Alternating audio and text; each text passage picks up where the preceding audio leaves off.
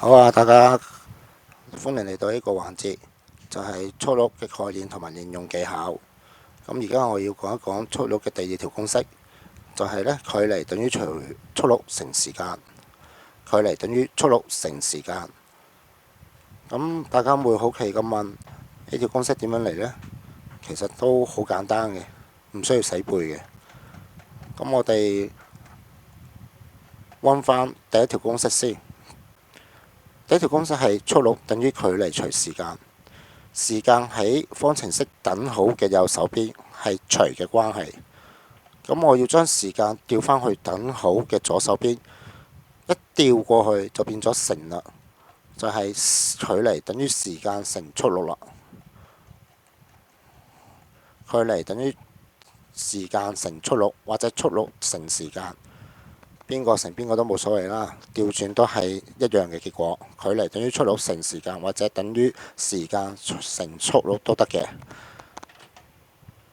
好啦，咁第三條公式啦，就係時間點樣揾呢？時間等於距離除以速錄。咁我哋知道第二條公式，距離等於速錄乘時間啊嘛。將速錄從方程式等號嘅右手邊一調過去左手邊，就變咗除啦。點解呢？因為速錄喺條方程式等號右手邊係乘嘅關係，一調過去就變咗除㗎啦。所以時間係等於距離除以速錄。好啦，我哋睇一睇例題啦。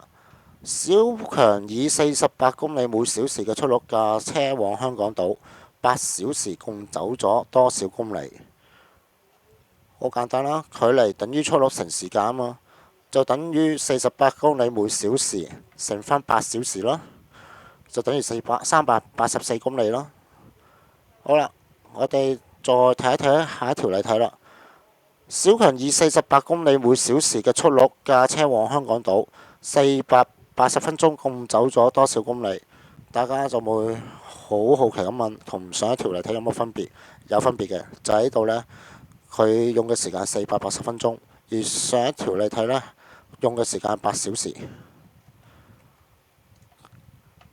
咁兩者嘅分別呢，就係時間上呢，一個小時啦，一個分鐘啦。咁好啦，距離呢，呢度呢，亦都係一樣啦，等於速率乘時間啦，等於48公里每小時乘返480分鐘。咁大家就會有啲剔手啦，喺度就係速率嗰度呢，牽涉嘅單位呢係公里同埋小時，而時間牽涉嘅單位呢係分鐘。由於小時同分鐘係唔屬於唔屬於同一個單位，所以呢，我哋要將佢化作同一個單位先可以相乘嘅。咁由於每一個小時呢就係60分鐘，所以呢，距離係等於係等於48公里每60分鐘乘返480分鐘。大家要留意返，每呢就係除咁嘅意思，所以講錯咗，48公里每60分鐘呢係等於48公里除返60分鐘乘返480分鐘咯，亦都等於384公里咯。好啦，下一條例題啦。爸爸用咗15分鐘由商場行走回家，他的步速是4 km/h。hour 嘅小寫係 h 啦，km 嘅單位個中文單位係公里啦。咁商場距離家嘅路程長多少公里呢？距離等於速率乘時間，等於4 km 除返1個鐘乘返15分鐘。呢度嘅速率牽涉嘅單位係1個鐘，所牽涉嘅時間單位係小時，鐘即係1個鐘。咁要將佢化作分鐘，咁先至可以呢同時間單位呢一致，先可以相乘㗎。咁就等於4公里每60分鐘呢乘返15分鐘啦。